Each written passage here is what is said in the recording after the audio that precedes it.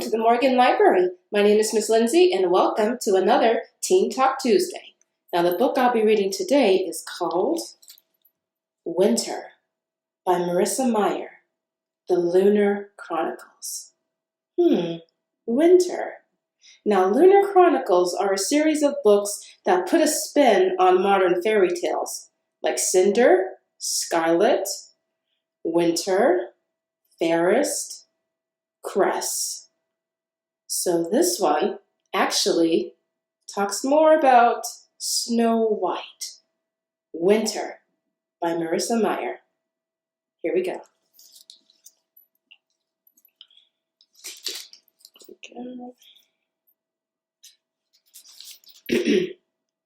Book 1.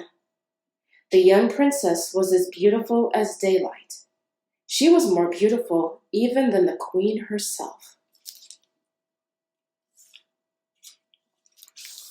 Chapter 1. Winter's toes had become ice cubes. They were as cold as space, as cold as the dark side of Luna, as cold as security feeds captured him entering the AR Central Med Clinic's sublevels at 2300 UTC. Thaumaturg Amory Park spoke with a serene, measured cadence, like a ballad. It was easy to lose track of what he was saying, easy to let all the words blur and conjoin. Winter curled her toes inside her thin-soled shoes, afraid that if they got any colder before this trial was over, they would snap off. Was attempting to interfere with one of the shells currently stored. Snap off, one by one. Records indicate the shell child is the accused son, taken on 29 July of last year. He is now 15 months old. Winter hid her hands in the folds of her gown. They were shaking again. She was always shaking these days. She squeezed her fingers to hold them still and pressed the bottoms of her feet to the hard floor. She struggled to bring the throne room into focus before it dissolved. The throne room in the central tower of the palace had the most striking view in the city. From her seat, Winter could see Artemisia Lake mirroring the White Palace and the city reaching from the edge of the enormous clear dome that sheltered them from the outside element, or lack thereof. The throne room itself extended past the walls of the tower, so that when one passed beyond the edge of the mosaic floor, they found themselves on the ledge of clear glass, like standing on air, almost about to plummet into the depths of the crater lake. To Winter's left, she could make out the edges of her stepmother's fingernails as they dug into the arm of her throne, an imposing seat carved from white stone. Normally, her stepmother was calm during these proceedings and would listen to the trials without a hint of emotion. Winter was used to seeing Levana's fingertips stroking the polished stone, not throttling it. But tension was high since Levana and her entourage had returned from Earth, and her stepmother had flown into even more rages than usual these past months. Ever since that runaway Lunar, that cyborg, had escaped from her earthen prison. Ever since a war had begun between Earth and Luna. Ever since the Queen's betrothed had been kidnapped, and Levana's chance to be crowned empress had been stolen from her. The blue planet hung above the horizon, cut clean in half. Luna was a little more than halfway through the long night, and the city of Artemisia glowed with pale blue lampposts and glowing crystal windows, their reflections dancing across the lake's surface. Winter missed the sun and its warmth. Their artificial days were never the same. How did he know about the shells? Queen Levana asked. Why did he not believe his son to have been killed at birth? Seated around the room in four-tiered rows were the families, the Queen's court, the nobles of Luna, granted favor with Her Majesty for her generations of loyalty, their extraordinary talents with the lunar gift, or pure luck, of having been born a citizen of the great city of Artemisia. Then there was the man on his knees beside Thaumaturg Park. He had not been born lucky. His hands were together, pleading. Winter wished she could tell him it wouldn't matter. All his begging would be for nothing. She thought there would be comfort in knowing there was nothing you could do to avoid death. Those who came before the queen, having already accepted their fate, seemed to have an easier time of it.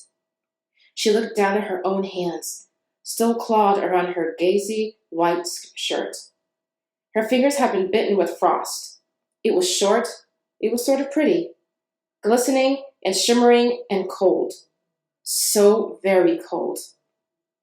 Your queen asked you a question, said Amory. Winter flinched, as if he'd been yelling at her. Focus. She must try to focus. She lifted her head and inhaled.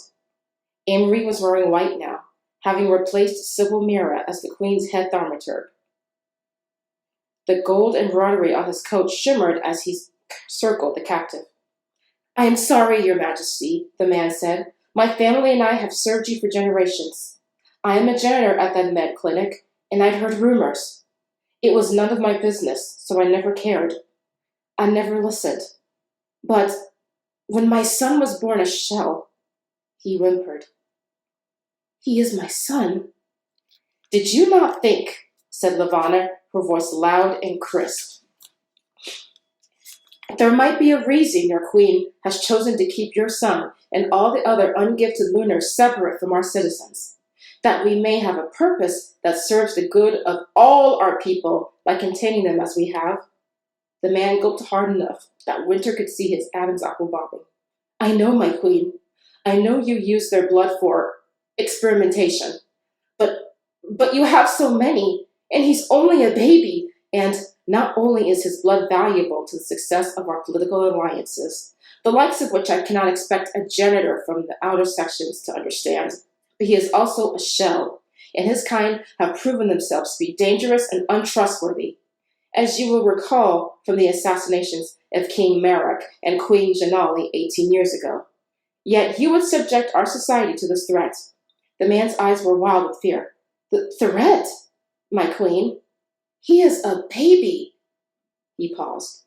He did not look outright rebellious, but his lack of remorse would be sending Levana into a fury soon enough. And the others in those tanks? So many of them. Children. Innocent children. The room chilled. He knew too much. The shell infanticide had been in place since the rule of Levana's sister, Queen Shannery, after a shell sneaked into the palace and killed their parents. No one would be pleased to know their babies had not been killed at all, but instead locked away and used as tiny blood platelet manufacturing plants. Winter blinked, imagining her own body as a blood platelet manufacturing plant. Her gaze dropped again. The ice had extended to her wrist now. That would not be beneficial for the platelet conveyor belts. Does the accused have a family? Asked the queen. Amory bobbed his head. Records indicate a daughter, age 9. He also has 2 sisters and a nephew. All live in sector GM12. No wife? Dead 5 months past of regolith poisoning. The prisoner watched the queen, desperation pooling around his knees. The court began to stir, their vibrant clothes flittering. The trial had gone on too long. They were growing bored. Levana leaned against the back of her throne. You are hereby found guilty of trespassing and attempted theft against the crown. This crime is punishable by immediate death. The man shuddered, but his face remained pleading. It always took him a few seconds to comprehend such a sentence. Your family members will each receive a 12 public lashings as a reminder to your sector that I do not tolerate my decisions being questioned. The man's jaw slackened.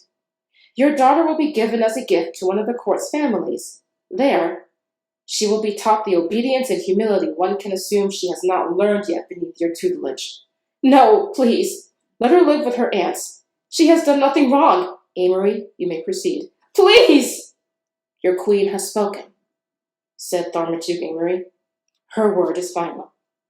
Amory drew an obsidian knife from one of his bell-shaped sleeves and held the handle toward the prisoner. Those eyes had gone wide with hysteria. The room grew cold. Winter's breath crystallized in the air.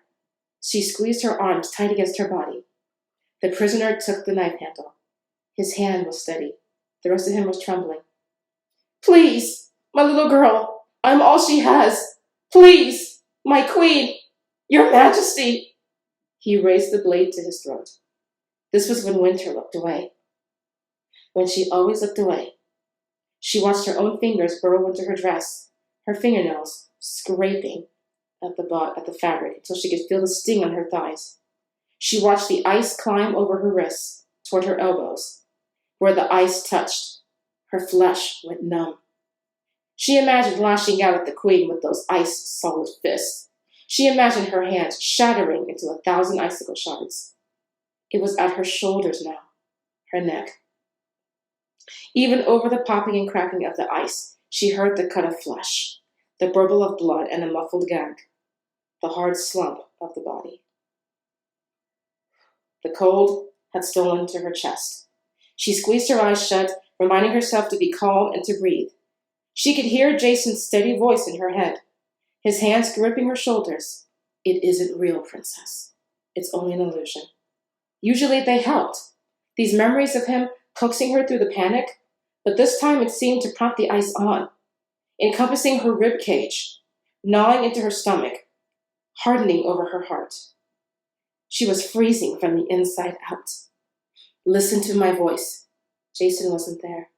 Stay with me. Jacin was gone. It's all in your head. She heard the clomping of the guards' boots as they approached the body, the corpse being slid through the ledge, the shove and the distant splash below. The court applauded with quiet politeness.